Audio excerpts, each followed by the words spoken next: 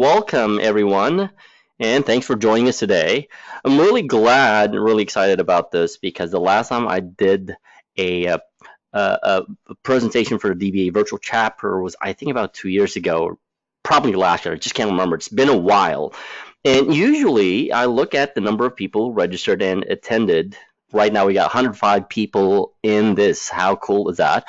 To measure how popular a topic is. So typically, when you're looking at a session where you're trying to work on the most common issues like outages, indexing, you see the number of people. And when I started talking to Steve about this a couple of months ago, we started talking and said, I usually do my presentations for the HADR virtual chapter or anything HADR because that's my key area of expertise.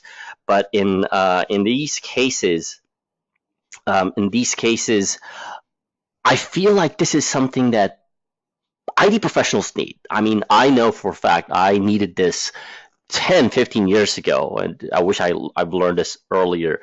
But again, it's something that I think is very, very relevant. And I see some familiar names in the attendance. Welcome everyone. And again, I'll try to make it as entertaining, engaging as I possibly can. These are what I call the 5 shifts to becoming a rockstar data professional, and with a subtitle there, without the stress and burnout caused by IT. Like, wow, that's heavy. And this is something that I promise. Within the next 15 minutes, I try to squeeze a lot of these really valuable content within the next 15 minutes. Try not to go beyond that. Within the next 15 minutes, here's what I'm going to promise you. I'm going to show you how to become a rockstar data professional, even if you don't consider yourself as a senior or expert level IT professional. Now, I don't know who in the crowd or who among the attendees are in like the beginning of their careers, the middle of their careers, or who would consider themselves as an expert in their field. If you are, why don't we do this? If you're just starting out in your career, you could say, "Hey, that's me. Don't worry, we're not gonna make fun of you." But if you're like right in the middle, like you've been in the IT industry for like 5 years, you could say, I've been here for a while. You could type in the chat window if you would like to. I'm also going to show you how to reduce, if not eliminate, stress and burnout. Sometimes I just sigh, just realizing the fact that we live and we're in an industry where hard work, well, long hours of work, is a norm. You sign up for a career or a profession where you accept the fact that this is normal for us. Okay.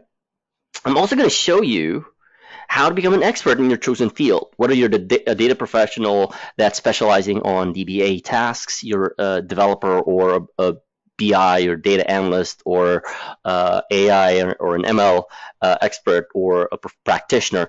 Again, why do we do this? Why don't you just type in the chat window whether you're a DBA? You could type I'm a DBA, or I'm a developer, database developer, or I'm a BI or an analytics expert. You could type in the chat window. Again, just to share with people in the community or in people who are in attendance, like, what do you do for a living? I mean, this is for a data professional, and the data professional career or track has grown over the past 20, 25 years, where back then when you're working with SQL Server, it's just one thing, right? You're the developer and you're the DBA, you know everything and anything and everything about SQL Server. Not anymore. It has grown to a point where it has grown extensively. The product has grown extensively, and the careers that have grown out of that has also increased. So now you have, machine learning, AI, BI, analytics, name it. It's all there. And how you could find fulfillment and satisfaction. This is huge because, when you think about it, you come to work, you go to work, and you feel like, I feel like it's just a routine, something that I've been doing every day. I don't know. I don't feel like coming to work today because I don't know. I just don't feel like it. Now, here's my promise. Okay, here's my promise. And by the way, I'm also looking at some of the comments and a text in the chat window. Fairly new to DBA responsibilities without the DBA title, Joseph saying, and so on. Oracle, Postgres, DB. Oh, the Oracle guy. Welcome to the SQL Server community. And here's my promise to you. I'm going to show you a step-by-step strategy for becoming a rockstar data professional. And I don't just mean, become really, really, really good at what you do, because it encompasses more than just what you do. And so before I go into, what those strategies are and what those 5 shifts are, I want to ask you this. I just want to check in with you because I don't want to feel like I'm the only one who has felt this before. But does this sound like you? Just again, quick check-in. Does this sound like you? Do you struggle with stress and burnout due to long working hours or working long hours on weekends, handling on-call duties? I know for a fact I did. When I was working as a full-time DBA, I know for a fact that, it's not 40-hour weeks, it's 60-hour weeks. Plus the fact that I would have to be assigned for the weekend on-call, and I have to cover the 24-hour window. Not the 12-hour my time zone window, but 24 hours, because we got customers all over the globe, and I have to be responsible for that. Do you feel stuck in your job thinking that you can achieve more than just handling tickets and responding to incidents? I mean, think about it. You probably know how to do a shift and delete for all of those email alerts that come from your monitoring tool just because of the fact that I know exactly what this is doing. But is there something more? Is there something else that I could achieve? Or do you struggle to find time? And this is huge for IT professionals. IT is constantly changing. What you know last year might no longer be relevant this year. Or and here's the thing though, we so embrace some of those technologies and learnings that we've recognized 5-10 years ago, and we're not open to learning new things like what is up and coming. Not only that, but 40-60-hour weeks, I don't have time to learn anything new. So am I going to be learning something new, or am I going to focus on just doing the work that I need to do every single day? Do you feel like you're wasting your whole life in a job and not have a sense of fulfillment and satisfaction? And again, if this sounds like you, I wanted you to type in the chat window, yes, I totally feel that. Like I said, it's my way of checking in whether or not it's just me, because I've felt this before. I felt like, and Dave's saying spot on. Melanie was saying, yes, long hours, tight deadlines, not so much weekends. I remember, and again, one of the reasons I started doing this, my very first Past Summit presentation back in 2007, has nothing to do with IT, has nothing to do with SQL Server. It has everything to do with this, because I felt like we're struggling as an industry, and I'm not just talking about the SQL Server community, as an industry.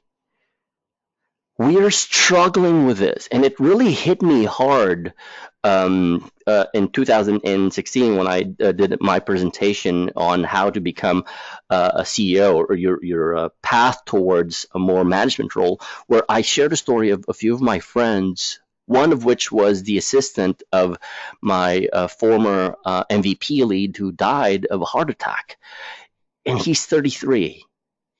And then another guy who used to work for Microsoft as a technical specialist, I didn't realize, also died of a heart attack. And it's real, and it's hitting us.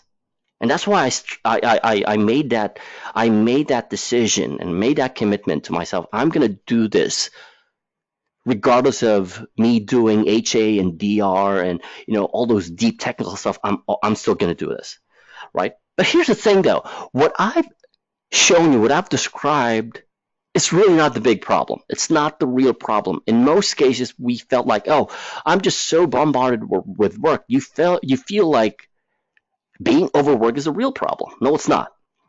You feel like, oh, I don't have time to learn new things. That's really not the real issue. The real problem, well, actually, those are just symptoms of the bigger problem. The real problem is that you haven't made these, what I call 5 shifts.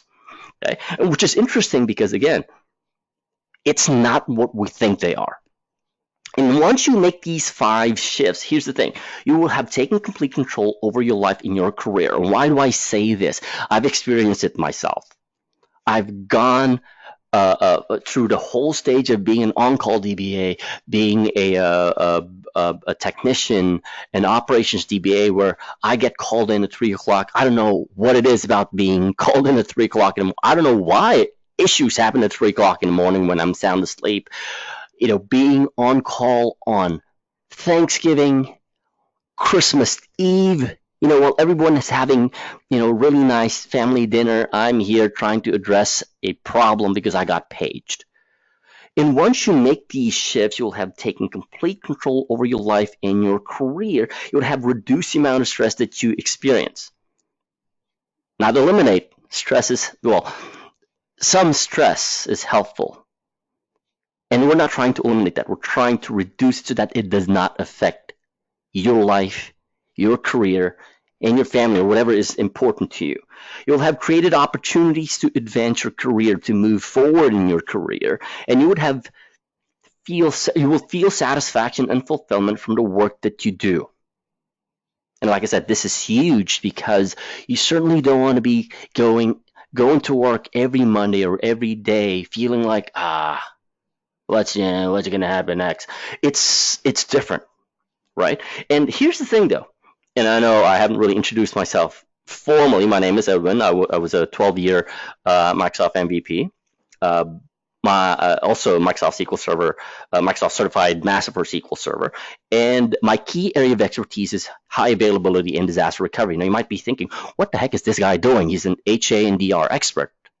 Why is he talking about all of these things?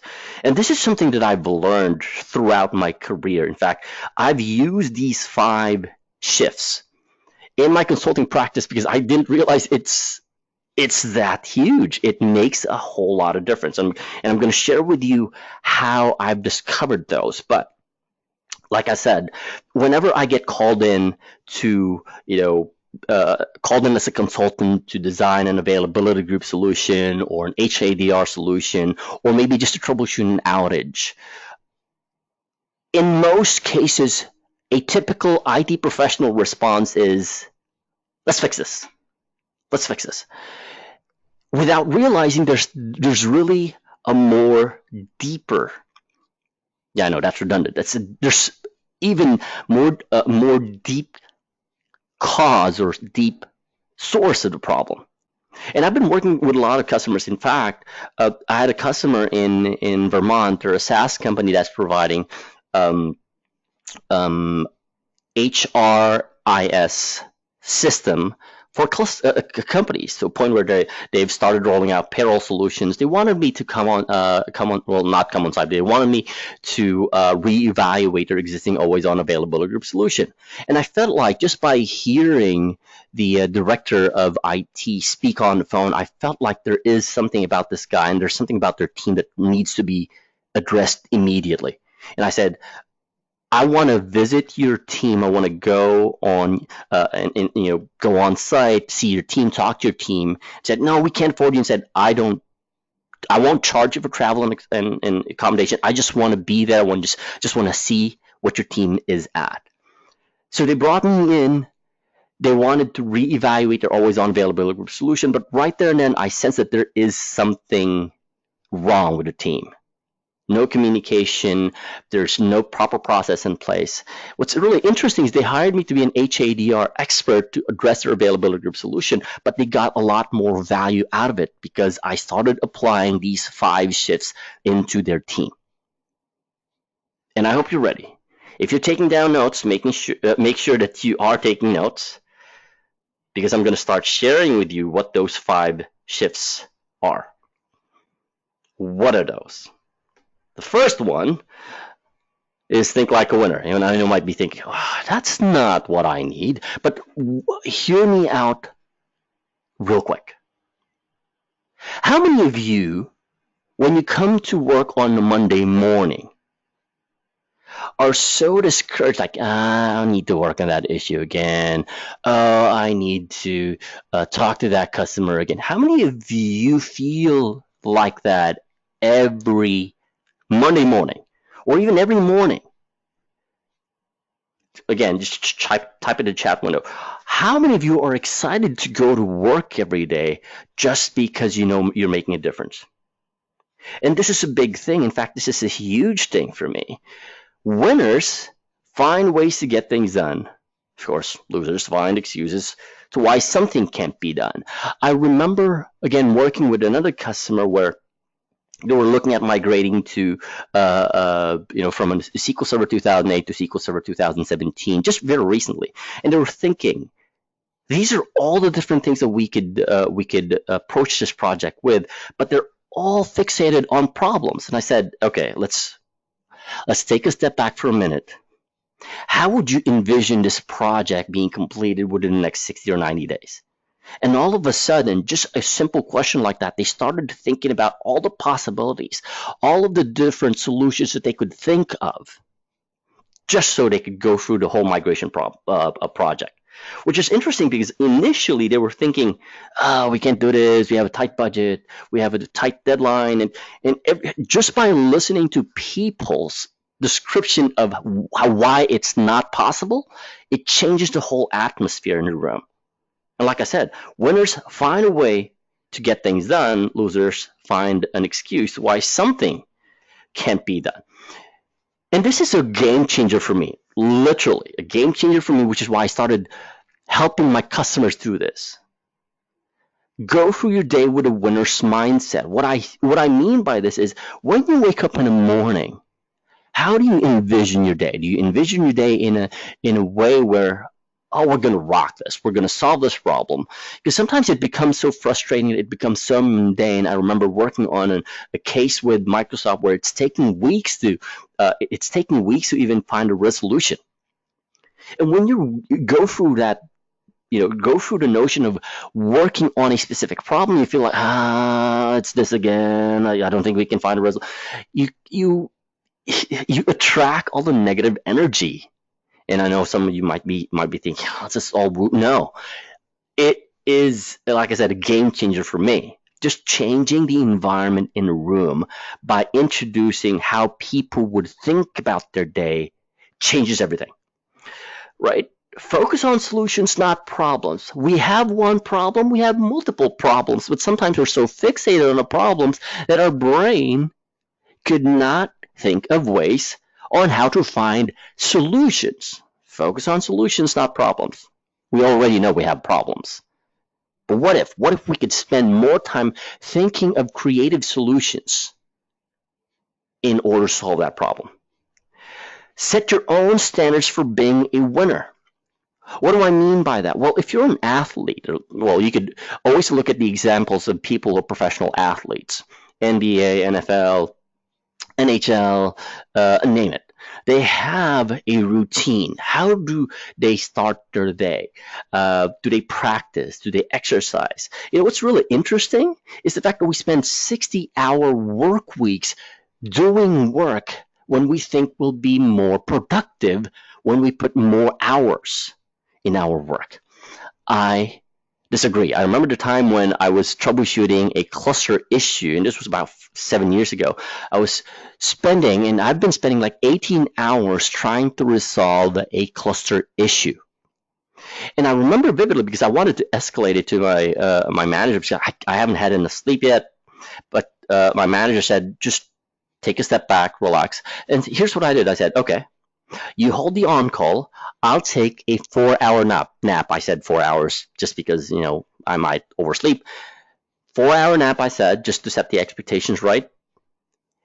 And when I woke up, I don't know what happened. Immediately, within the next 30 minutes, I managed to fix the problem. It's like a switch in my brain just went on that I haven't really thought of. That is my own standard. So now, every day, I make sure that I get enough sleep, enough rest, that I don't spend too much time on a specific task if I know I'm not going to be productive. It's counterintuitive because, again, in most cases, we feel like we need to spend more time on this, we need to spend more hours on this, again, which is counterintuitive, which is also counterintuitive because I've learned this when I was working in Singapore, a high stress country, fast paced, high stress, working for a Japanese company, again, high stress, high demand. And before I go into a project, before we even start a project, our office is in the central business district. It's right across the Singapore River. I would spend 2 hours doing nothing, sitting there, doing nothing, watching people walk by, and just freeing my mind. And then after I come back to my desk in 45 minutes to an hour, I will draft the plan of action that I need and then submit it to the project manager. And we get things done quickly. Not because I spend more time on the job, or not because I spend more time doing the work, but because I allowed my brain, my body to rest. So what's your standard for being a winner? Is it spending more time because that's what you've been taught ever since? Or is it creating habits that would enable you to become a winner? Have a winner's lifestyle. I make it a point that I eat well, I sleep well, I exercise, not because, well, it's easy. Nobody likes exercising. But here's the thing, though.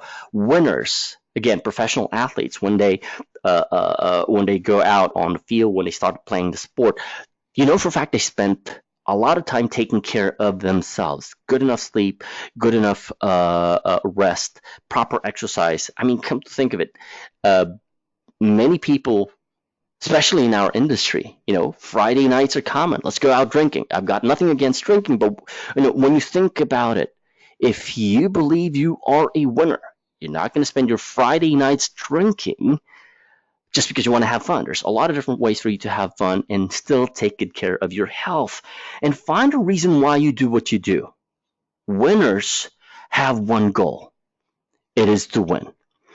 You come into work every day, Monday morning, it's Monday again. And then you're excited that it's Fridays, you can get away from work. If you find a reason why you do what you do, work is never going to be dreadful. I remember the time when I was working on, and I don't tell people this because nobody's proud of working with SharePoint, but I was the main engineer for a global SharePoint farm upgrade project. It was about 6 or 7 years ago. And being the main contact person for everything is tiring, is stressful. I need to be like 25 steps ahead of everybody to be thinking about it. But then, and at one point, as we were cutting over, I was sick for like 2 days, but I still needed to be on a conference call. I still needed to work on this, and I felt like giving up. Anybody in my situation would feel like giving up. To make matters worse, before the cutover, I had to fly down to San Diego, do another project. And I'm still, struggling with a mild fever, and I have to come back home to do the project for the SharePoint project. What got me through it is redefining why I was doing what I was doing. The SharePoint farm was a platform for this company. They're a global financial company that people use to send money to their families. And realizing, hey, I'm originally from the Philippines. I totally get what this means. It means that people who are working overseas, sending money back to their families, give their families an opportunity to experience a better quality of life. So this is not just a SharePoint project for me. This is families' quality of life, because people working overseas are now able to send money to their family back home. Finding a reason why you do what you do can find meaning and fulfillment to what you're doing. And not just go through the notions, yeah, it's just another Monday. Oh, it's just another Tuesday. No. In fact, every time I go to a customer site for consulting projects, I tell them the reason why I'm there. And the reason why I'm there is because I want them to focus on the things that they're really good at. If they're a software company that's providing software as a service for healthcare providers, I tell them, you go focus on that. I'll take care of the things that matter to you, so you don't have to focus on it. Stick to the reason why you do what you do. And again, that's just the first one. I haven't even covered a lot. Again, that's just the first one. The next one is something that I've learned about 25 years ago, and it's not something that I've learned in IT. Being Asian, and I started to realize a lot of Canadians as well, would have this way of thinking. Be a jack of all trades, and I know what you're thinking. I know exactly what you're thinking. I'm not done yet. Be a jack of all trades, but a master of one. I've learned this as a musician 25 years ago when my band leader said, well, yeah, you need, when you want to play, you need to learn how to play the guitar, the keyboard, the drums, the bass, because what if somebody's not available? But he said you have to be the expert for one main instrument. What's interesting is I took that lesson with me for the past 25 years, and I realized it is something that has helped me throughout my career. In fact, here's the thing, and I'm just going to throw it out there. About 80% of the people in this webinar strongly believe in two things. And what are these two things? Number one, you have to be an expert at one thing and one thing alone. These are people who are really, really, really good at what they do, but they don't know anything else. Or, some of you might think you need to know a little of everything. You got to be good at networking, you got to be good at development, you got to be good at DBA stuff, you got to be good at Azure machine learning. This is what a lot of people believe in. But here's the reality. In 2008, nobody would ever forget what happened in 2008. The economic climate has forced people like us to become more of a generalist. In fact, there's a fear that I could talk to you about people who decided, this is not working for me. I'll find a different career. I'll switch from being a DBA to doing this because, hey, I'm afraid that I might lose my job. And people would feel, hey, I'm not really doing so much. I need to learn so many. The fact of the matter is, it is stressing them out because they always have this fear, constantly talking behind their back. I don't know well enough. I don't know this. I don't know that. I don't know DevOps. I don't know AI. It's not helping. But here's the thing, though. As a generalist, you try to learn little about everything because they want to feel indispensable to the team or in the team. It doesn't give you that opportunity to become the subject matter experts. On the other hand, specialists master only one thing. They don't try to learn what other team members do, and they end up alienating themselves and others to a point where I can't really rely on them for anything about the specific subject matter, right? But here's the thing, though, and this is something that I've learned. IT is growing fast. Innovations, technology, tools, versions of SQL Server, new technologies, new platforms are being introduced. You feel like you don't have enough time, but this is something that I've learned throughout my career. You master principles, not tools. Tools become obsolete and principles last a lifetime. In fact, one of the reasons I like high availability and disaster recovery is because of the fact that I don't focus on the technology. I focus on the people and the process. And I constantly learn something about the people and the process aspect of high availability and disaster recovery. Tools become obsolete. Principles last a lifetime. In fact, the principles, once you've mastered these principles, you become indispensable because you can translate those principles into different industries. Whether you still like working with IT or you want to move to a different vertical, the principles apply. Give you an example. Teamwork is a very, very critical example principle when it comes to high availability and disaster recovery. You're managing this mission critical database, but without realizing, oh, I need to talk to the network guys. Oh, I need to talk to the system guys. I need to talk to the storage guys. Master principles, not tools. And once you learn these principles, it's easy to build whatever you've learned from previous versions of SQL Server to newer versions. In fact, here's what I've realized. Some of the features that Microsoft is introducing in the newer versions of SQL Server were features that were built from previous versions. Like I always tell people, look, readable secondaries and availability groups, that's basically database snapshots in action. And that's been there since SQL Server 2005. Right? Mastering principles it will help you transcend the innovations and all of the different changes that are happening in the industry. So be a jack of all trades, but the master of one. And here's what I do to keep up.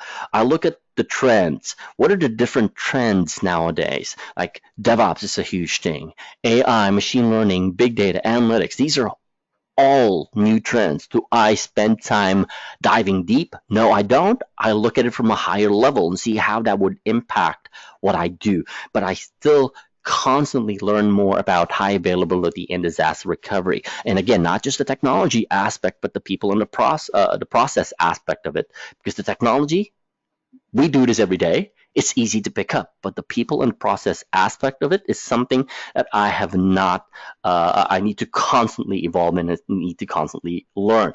The third one, I did promise 5. The third one, and I hope you're learning something from this. I hope you're getting something from this. The third one is what I call TEDS. It's actually my secret weapon. Tech Experts Digital Sandbox. It's a cool name for a lab environment. How many of you here have a personal lab environment at home? How many of you here have a personal lab environment, whether it's at home, in the office, on the cloud? Because it's something, and Garland was saying, I do. Here's the thing though. A lab environment or a sandbox is what got me my very first enterprise DBA job. I remember this, and I was well, typically what interviewers or managers would ask you during the interviews, have you had this experience, right?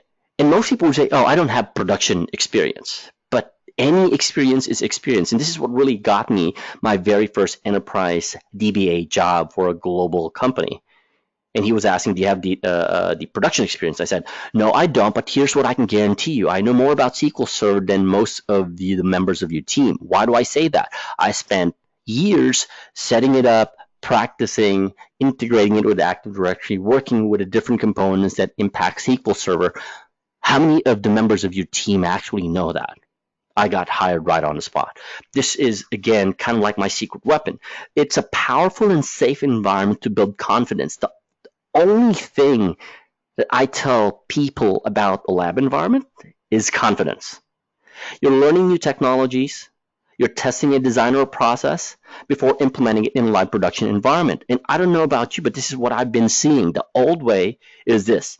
You implement directly in a production environment. People say, oh, we have a QA environment, and it's in our production. Right? That's the old way. You create a modified process without testing and hope it works. This is what I call the cross your fingers engineering. But I don't know about you, I did not learn this in engineering school. I've never learned cross your fingers engineering in engineering school or even computer science, for those of you who have taken computer science. But we do this every day. I don't know why. There's a big disconnect between what we've learned and what we're doing. And in today's world with cheap hardware, virtualization, the cloud, there is no excuse for you to not have a personal lab environment. Okay? The new way, and this is the new way, you design, you deploy to your lab environment, you automate, you deploy to live production environment. In fact, I've got, in the past, it's just my work laptop. I just put in more RAM so that I could test it out, run virtualization, whether it's VMware, Hyper-V, VirtualBox, whatever works, and then try it out. Now I had the luxury of running an HP DL380.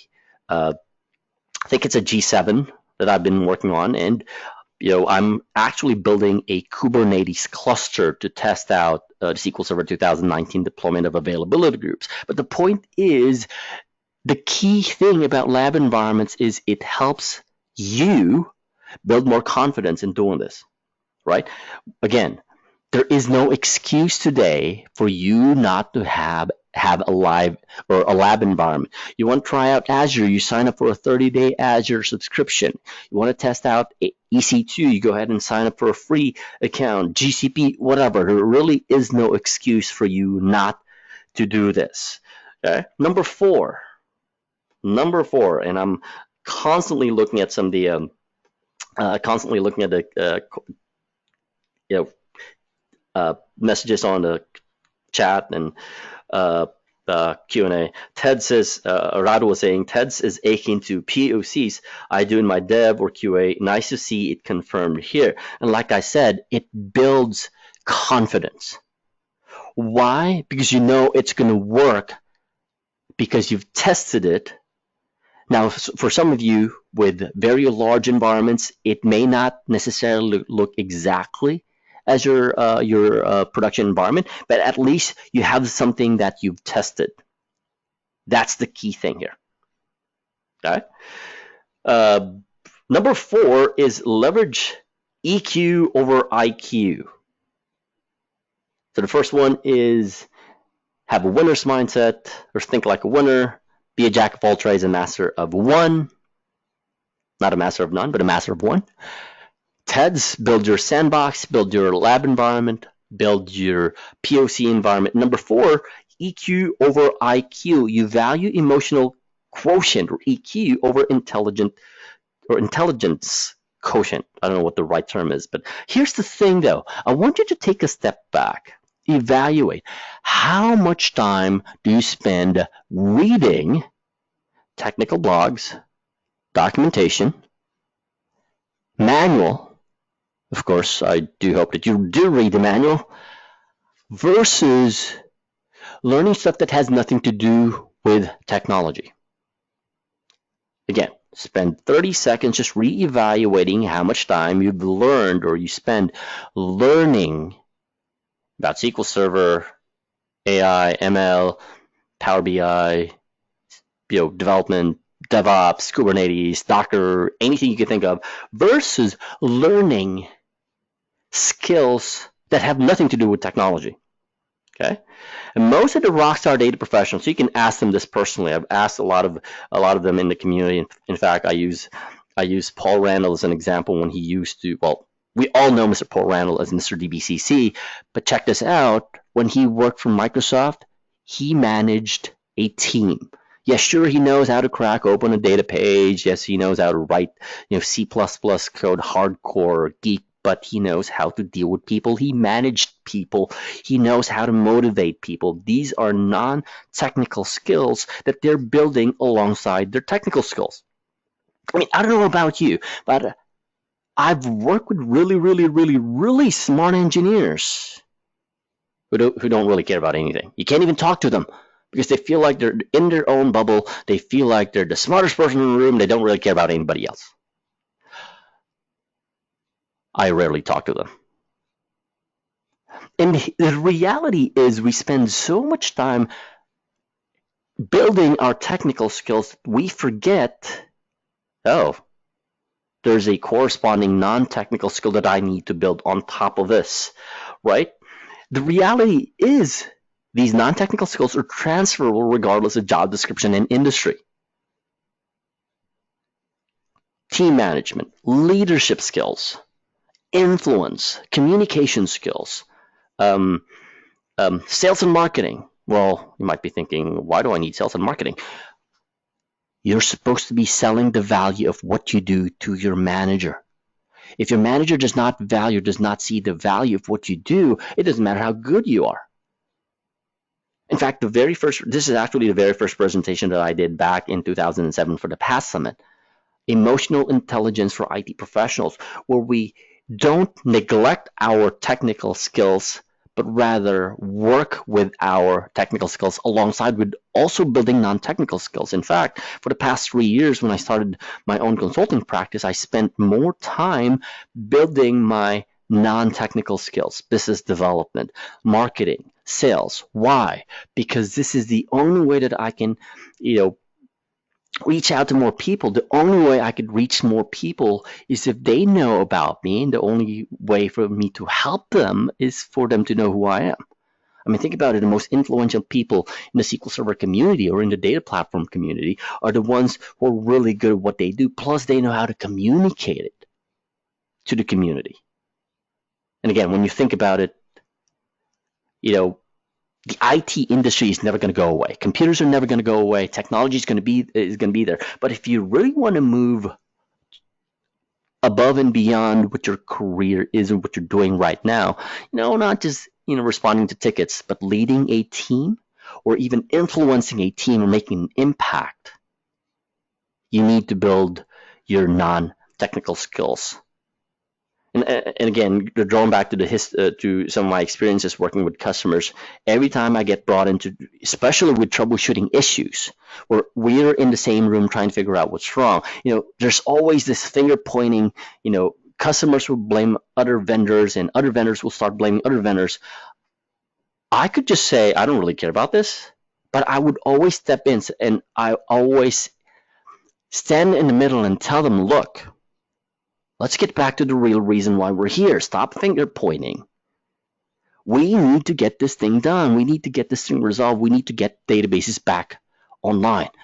Let's worry about finger pointing right now. Let's focus on solving the problem. And that's just part of communication, just developing your leadership skills so that people start listening to you. That's the real value of emotional intelligence or non-technical skills. So you better start looking at learning leadership skills, learning communication skills, influence, because you need to influence people who will be working with you, whether they're your vendors, whether they're your peers, or whether he's your manager or she's your manager. You need to influence them. And let me emphasize this: what you do matters. But if nobody knows, it's useless, right? You could be the smartest person, you could be responsible for making sure that everything works perfectly fine, but if you're not communicating that value, nobody would care.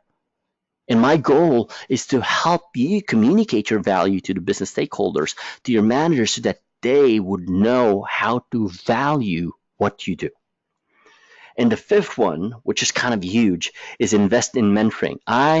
For one, I think it's just because of the fact we were trained with this kind of way of thinking. I'll do it myself. There's this ego thing. I'm not going to ask for help. I'm going to do it myself. In fact, I struggled for so long, and I think it's because of the fact that, especially males, the men, we've been taught asking for help is a sign of weakness. I totally disagree until I realized, no, it isn't. Invest in mentoring. Find somebody who has already done what you've done. Reach out to them, ask for help, ask for their opinion, and let them guide you through the process.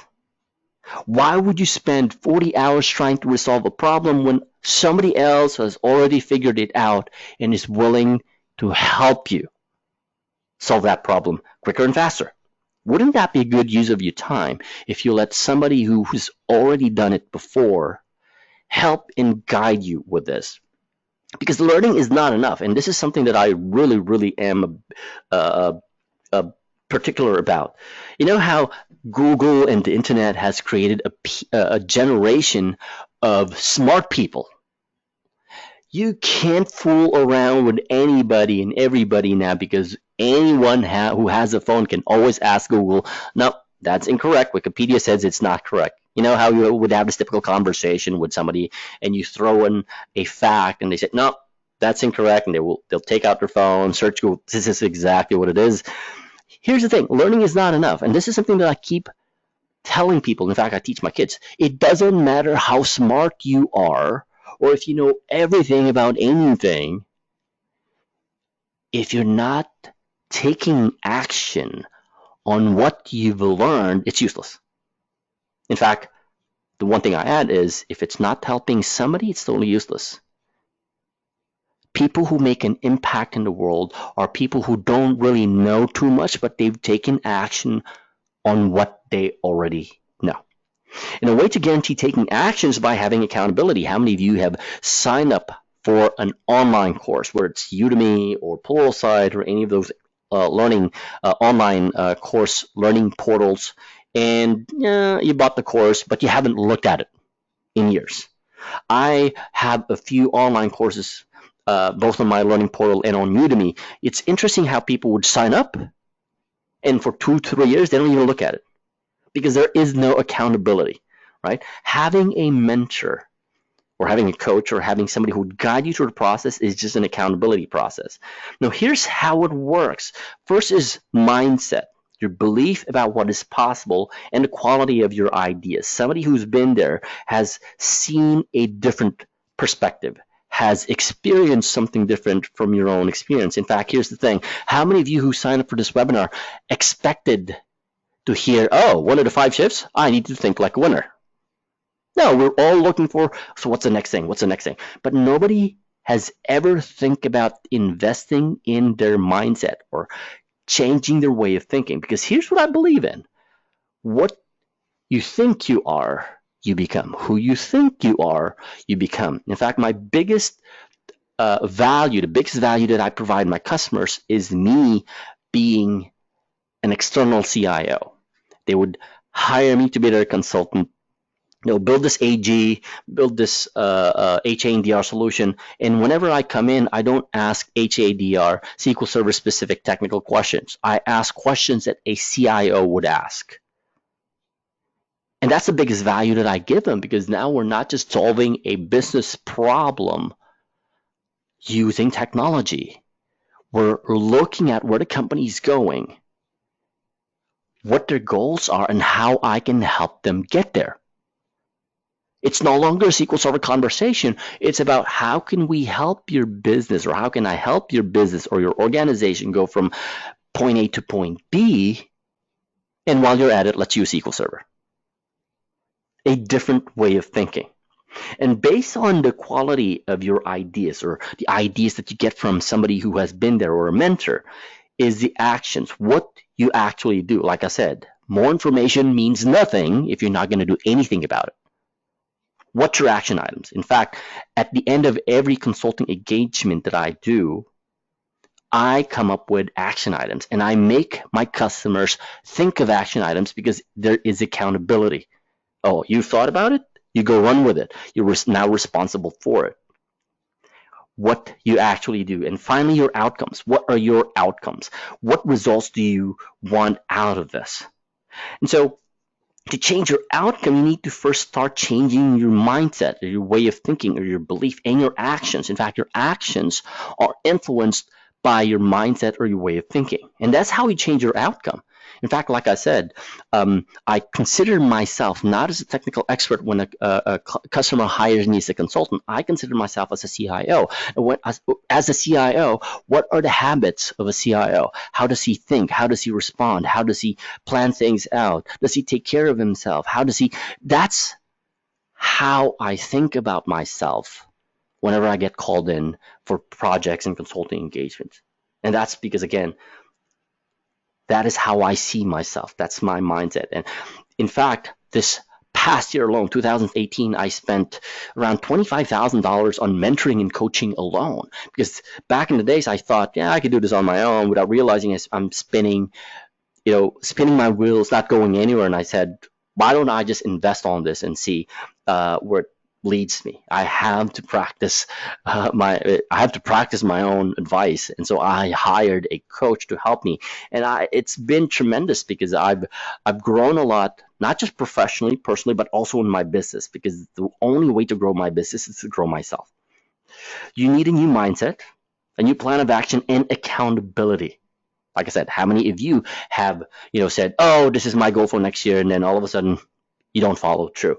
Having a coach, having a mentor, or having someone to guide you gives you that accountability.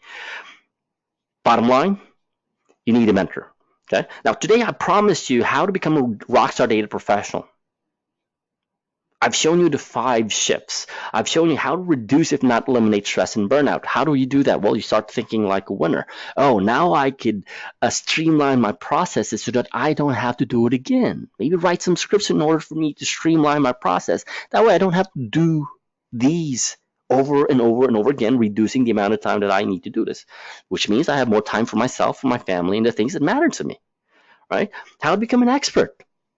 Spin up your own lab environment. You practice until eventually you become a master of that specific technology you want to become an expert on. How to find fulfillment and satisfaction. Find the reason why you do what you do. These 5 shifts are what you need to become a rockstar data professional. Okay? Think like a winner, become a jack of all trades with the master of one. Be sure you are known for one thing and you're the subject matter expert for that one thing. Have a digital sandbox for what I call the TEDs, POC environment, lab environment. Value EQ, leverage EQ over IQ. And finally, invest in mentoring. So now you have a choice. You either stay on, being, demotivated, tired, and just frustrated about your work, or you can take over your life, your career, and become, the person you want to be on your own terms with your own definition of what success looks like. Okay? How can I help? Reach out. Okay? Like I said, I've always wanted to do this. Every time I speak at the Past Summit, it's always about professional development, not HA nor DR, because this is something that I believe is really, really, really valuable. I've seen my customers embrace a lot of these concepts. I've helped them through the process. I've applied these concepts myself personally, and it has provided me with a lot of opportunity for my career. There's my email. There's my blog. Reach out to me on Twitter, on LinkedIn. And if you have any questions, use the chat window or the questions and answer Q&A area on GoToMeeting. And with that, I will leave my contact information. Ask questions if you have anything else going on.